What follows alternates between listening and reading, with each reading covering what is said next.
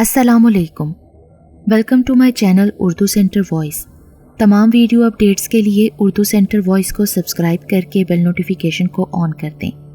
तो आइए सुनते हैं आज की वीडियो में किसी की ज़िंदगी पर बीते हुए नाकाबिले यकीन 2 सच्चे वाक़यात। मेरे बेटे मोहम्मद अली की पैदाइश ही मेरे लिए नाकाबिले फरामोश किस्सा है। आप मेरी बात पर हंसेंगे तो सही, मगर यही हकीकत है। चलिए मैं आपको उसकी ज़ात से जुड़ा आंखों देखा अहवाल बताती हूँ। 29 जुलाई 2018 बरोज़ इतवार की शाम 4 या 4:30 बजे मोहम्मद अली ने ऑपरेशन थिएटर में रोकर अपने होने का एक खुशगवार एहसास बख्शा था। डॉक्टर हुमा की खुशी से चहकती आवाज़ मेरे कानों से टकराई। मुबारक हो मरियम, बहुत प्यारा बेटा हुआ है, माशाल्लाह बिल्कुल अपनी माँ पर है। मैं जो मेजर ऑपरेशन की कांट छांट को महसूस कर रही थी, डॉक्टर हुमा की बात सुनकर बमुश्किल मुस्कुरा सकी थी। 3 रोज़ हस्पताल में गुजरे, चौथे दिन घर आ गई। मोहम्मद अली बहुत कमज़ोर था, गर्मी अपने अरूज पर थी। सहन में सोने के लिए चारपाइयाँ बिछाई जाती थीं। सब घर वाले बाहर ही सोते थे, जबकि मैं और मोहम्मद अली 2-2 पंखे चलाकर कमरे में ही सोते थे। एक रात कच्ची नींद से आंख खुली तो मुझे लगा मेरे साथ मोहम्मद अली की शक्ल का एक और बच्चा भी है। मैं घबरा कर उठ बैठी। जल्दी जल्दी मैंने मोहम्मद अली को देखा तो वो तो बेखबर सो रहा था। कमरे की लाइट जल रही थी। मैंने अली को अपने साथ लगा लिया। फिर यूं ही एक दफ़ा रात को कमरे में मैं सो रही थी कि किसी अनजाने से एहसास के तहत मेरी आंख खुल गई। कच्ची नींद थी, मैंने आंखें बमुश्किल खोल रखी थीं। सामने देखा तो मेरा दिल धक से रह गया। मोहम्मद अली दूसरी चारपाई पे अकेला पड़ा था। मैं घबरा कर यकदम से उठी, फिर एक बार धक से रह गई क्योंकि मोहम्मद अली तो मेरे साथ ही लेटा सो रहा था। ये सब वाक़यात मैंने अपनी अम्मी से कहे तो उन्होंने कहा कि बाहर सबके दरमियान में सोया करो, कमरे में अकेले सोने की ज़रूरत नहीं है। तकरीबन 20 से 25 दिन बाद शाम मगरिब से कुछ देर पहले मोहम्मद अली की तबीयत अचानक से ख़राब हो गई। जल्दी से उसको साथ वाले गांव में मौजूद डॉक्टर के पास ले गए। वापसी पर बहुत देर हो गई। अंधेरा और रास्ता भी बहुत ख़तरनाक था। सड़क के चारों तरफ बागात और झाड़ियाँ थीं। मेरा दिल बहुत घबरा रहा था। अली को अच्छी तरह चादर में लपेटकर मैंने उसको खुद में छुपा रखा था। एक लम्हे के लिए उसके चेहरे से कपड़ा हटा था। सफ़ेद कपड़ों में सफ़ेद रंगत चमक रही थी। आंखें बंद किए वो सो रहा था। मैंने जल्दी से माशाल्लाह कहकर चेहरा ढांप दिया। भैया की बाइक बड़ी तेज़ी से घर की जानिब रवां दवा थी। घर आए, अली को दवा दी। आधी रात के करीब मुझे अजीब सी उलझन हुई। मैंने मूंदी नज़र से अली की तरफ देखा तो मेरा दिल जैसे मुट्ठी में आ गया। वो पैरों की तरफ पड़ा था और उसका चेहरा मुझे बदला सा महसूस हो रहा था।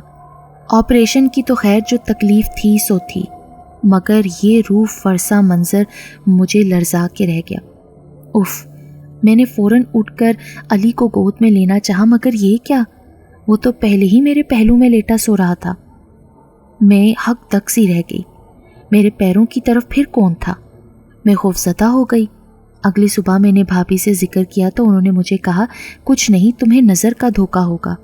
तुम ऑपरेशन की तकलीफ़ दूर करने के लिए दवा वगैरह खाती हो ना, इसलिए। मैं चुप हो गई। दोपहर का वक्त था। अली मेरी गोद में था। मैं उसके कपड़े बदल रही थी। अम्मी भी कमरे में मौजूद कोई चीज़ तलाश कर रही थी कि अचानक ही अली ज़ोर ज़ोर से हंसने लगा। उसकी नज़रें ऊपर छत पर थीं। अम्मी ने फ़ौरन उसकी तरफ देखा। अरे, इसे क्या नज़र आ गया? पता नहीं अम्मी, मैं जो उसके हंसने पर खुश हो रही थी अचानक ही परेशान भी हो गई। मैंने अली को अपने साथ लगा लिया। फिर रोज़ कुछ न कुछ नया होने लगा। अली हर वक्त एक ही जगह पर नज़रें लगाए रखता, कभी रोने तो कभी हंसने लगता। दूध उसको ज़बरदस्ती पिलाते। अक्सर ऐसा होता कि रोते रोते वो खुद को बिल्कुल किसी लकड़ी की तरह अकड़ा लेता। उसका पेट बहुत सख्त पत्थर जैसा हो जाता। उसका सर बहुत बड़ा बड़ा सा लगने लग जाता। जब वो नॉर्मल होता तो लगता ही नहीं था कि ये कुछ देर पहले इस हालत से गुजरा है। बहुत जतन किए लेकिन कोई फ़र्क नहीं पड़ा। रात में भी मुझे 2-2 अली नज़र आते। भाई और भाभी अली को दम करते तो कुछ अफाका हो जाता। फिर हाफिज़ भाई ने एक कारी साहब से जिक्र किया तो उन्होंने कहा कि आप बच्चे को ले आओ। ये कारी साहब आलिम थे। बहुत अच्छे और शफीक इंसान। मैं, अम्मी और भाई उनके बताए हुए दिन के मुताबिक वहाँ गए। उस रोज़ भी अली की तबीयत बहुत ख़राब थी। सर ऐसे तप रहा था जैसे तंदूर होता है। वहाँ पहुँचे तो बहुत से लोग जमा थे, मगर वाकफियत की बिना पर हमारा जल्दी नंबर आ गया। भाई ने अली को मेरी गोद से ले लिया। हमें उधर ही रुकने का कहा कि मर्द बहुत ज़्यादा हैं, तुम लोग यहीं रुको। भाई अली को लेकर कारी साहब के पास ले गए। उन्होंने उसे दम किया, तावीज़ दिया और वक्ते रुखसत अली की मुट्ठी में कुछ पैसे दे दिए। भाई ने बहुत मना किया कि कारी साहब ये ना करें, हमें आपको देने चाहिए ना कि आपको हमें, मगर उन्होंने कहा सैयदजादा समझकर एहतराम किया है, आप मुझे ना रोकें शाह साहब। उन्होंने कहा तो फिर भाई चुप हो गए। वापसी पर भाई ने बताया कि अली को हवाई चीज़ की बहुत सख्त नज़र लगी हुई है, वही इसको हर वक्त नज़र आती है। खैर कुछ रोज़ सुकून से गुजरे, मगर फिर वही हालात, सारी रात यूं ही गुजर जाती। अब तो दिन में भी अली की तबीयत ख़राब होने लगी थी। आखिर मेरी बड़ी भाभी ने कहा कि इसका ये तावीज़ उतारो। मैंने उतार दिया। मेरी बड़ी भाभी भी आलमियत फाजलियत जानती थी। फिर उन्होंने मुझे कुछ तावीज़ बना कर दिए और उन्हें अली के ऊपर से वार कर जलाने का बोला। फिर उन्होंने 7 रोज़ तक उसको छुरी के साथ दम किया। दम करके वो छुरी को सहन में बनी छोटी सी क्यारी में गाड़ देती थी। दम मुकम्मल हो जाने के बाद उन्होंने अली के गले में तावीज़ डालकर उसे मेरी गोद में दे दिया और कहने लगी, अब ये बिल्कुल ठीक हो गया है, अब कुछ नहीं होगा, लेकिन इसका तावीज़ मत उतारना और इसके ऊपर से एक छोटा मुर्गा या मुर्गी वार कर कहीं वीराने में छोड़ दो। मैंने भाई से मुर्गी मंगवाई, अली के ऊपर से वार कर उसे वीराने में छुड़ाने का कहा। अल्हम्दुलिल्लाह अली अब बिल्कुल ठीक है। बस कभी कभी ऐसी वैसी कोई औरत टकरा जाए तो अली बहुत ज़िद करता है और रोता है। उसे मगरिब के बाद हम बहुत कम घर से बाहर जाने देते हैं, ख़ास तौर पर बच्चों के साथ अकेले नहीं जाने देते। मेरे हाफिज़ भाई भी मुझे कहते हैं कि अली को बहुत जल्द हवाई नज़र हो जाती है, इसे बाहर ना जाने दिया करो। मैं भी अपने बेटे अली का मुकम्मल ख्याल रखती हूँ और गाहे बगाहे उसका सदका देती रहती हूँ और सुबह शाम की दुआएं पढ़कर उस पर फूंकती रहती हूँ ताकि अल्लाह की अमान में रहे। हमारी ज़िंदगी में यूँ तो अनगिनत वाक़यात रोनुमा होते हैं, लेकिन कुछ बातें और वाक़यात ऐसे भी होते हैं जिन्हें हम चाहते हुए भी फरामोश नहीं कर पाते और वो हमेशा हमारे जहन से चिपके रहते हैं। मेरी ज़िंदगी भी ऐसे बेशुमार वाक़यात से भरी पड़ी है। इन्हीं में से एक बचपन का वाक़या मैं आज आप सबको सुनाती हूँ। ये उन दिनों की बात है जब सरजानी टाउन मुकम्मल आबाद नहीं हुआ था। कहीं कहीं घर आबाद थे, बाकी सारे घर खाली पड़े हुए थे। हमें किसी मजबूरी की बिना पर 2 माह वहाँ रहना पड़ा था। दरअसल वहाँ लोग मकान खरीद कर छोड़ देते थे कि इस वीराने में कौन रहे। जब हमें चंद दिनों के लिए घर की ज़रूरत पेश आई तो अब्बू के दोस्त ने हमें फ़ौरन अपने घर में रहने की ऑफ़र दी, जो उन्होंने कुछ अरसे पहले ही सरजानी टाउन में सस्ते दामों ख़रीदा था। अंधा क्या चाहे 2 आँखें, अब्बू ने फ़ौरन हामी भर ली और यूं हम उस घर में शिफ्ट हो गए। हम सब बहन भाई उस वक्त छोटे छोटे थे। मैं उन दिनों 5वीं जमात में ज़ेरे तालीम थी और स्कूल की छुट्टियां थी, इसलिए हमें वहाँ रहने में कोई दिक्कत ना आई। गर्मियों के दिन थे, हमें वहाँ किसी चीज़ की परेशानी ना थी।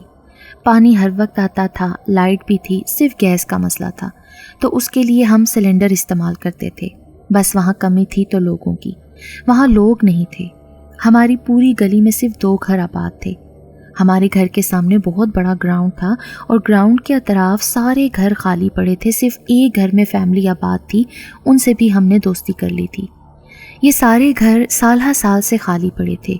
दिन तो जैसे तैसे गुजर जाता था, लेकिन रात होते ही हर तरफ हू का आलम हो जाता था।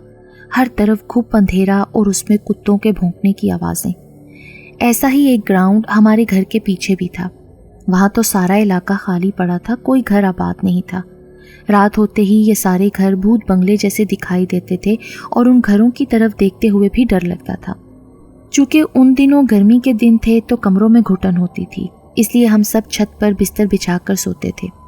ठंडी ठंडी हवाओं में बहुत अच्छी नींद आती थी और फिर फजर के वक्त हम लोग कमरे में जाकर सो जाते थे। यही हमारा रोज़ का मामूल था। उस रोज़ भी मैंने बाजी के साथ मिलकर बिस्तर बिछाए और हम सब जाकर छत पर अपनी अपनी जगह सो गए। मैं हमेशा बीच में लेटती थी, एक तरफ बड़ी बहन, एक तरफ छोटी बहन और बीच में मैं।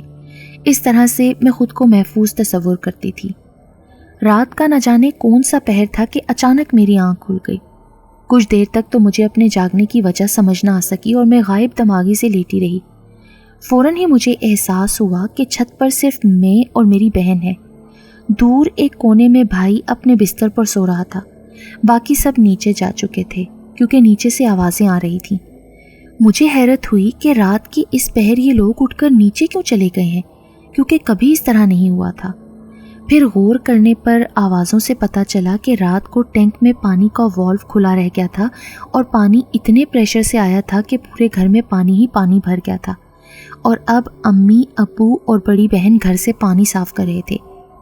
मैंने आवाज़ें सुनकर सोचा कि अब मैं दोबारा सो जाऊं क्योंकि सुबह होने में अभी कुछ देर थी और नीचे जाना बेकार था क्योंकि नीचे घर में पानी भर चुका था। मैं करवट बदलकर सोने की कोशिश करने लगी, लेकिन पता नहीं क्यों नींद नहीं आ रही थी। मैं सीधी होकर लेट गई। आंखें बंद करके थक गई तो मैंने आंखें खोलकर इधर उधर देखना शुरू कर दिया। ये बात इंसानी नफ्सियात का हिस्सा है कि इंसान जिस चीज़ से नज़रें चुराता है, नज़र वहीं बार बार पड़ती है। मैं भी घर के पीछे ग्राउंड के उस पार, जो उस वक्त मेरी नज़रों के ऐन सामने था, देखने से कतरा रही थी, लेकिन नज़र भटक कर बार बार उधर ही जा रही थी। फिर मैंने जी खड़ा करके सामने वाले घरों पर नज़रें टिका दी। अंधेरे में डूबे हुए घर भूत बंगला दिखाई दे रहे थे। अचानक एक सफ़ेद ह्योला सा दिखाई देने लगा। मैंने नज़रें उसी पर जमा दी।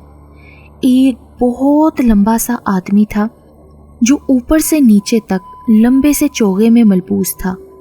वो सामने घरों की छतें फलांगता हुआ आगे बढ़ रहा था और सबसे अजीब बात ये कि वो इस कदर लंबा था, उसकी बड़ी बड़ी टांगें थीं कि वो एक ही डग में एक छत को फलांग लेता था। वो सारे घरों को फलांगता हुआ अचानक अंधेरे में तहलील हो गया। अभी मैं सोच ही रही थी कि ये मैंने क्या देखा। फिर मैंने देखा कि वो अचानक आखिरी छत पर नमूदार हुआ। उसने दोबारा से उसी तरह छतों को फलांगना शुरू कर दिया।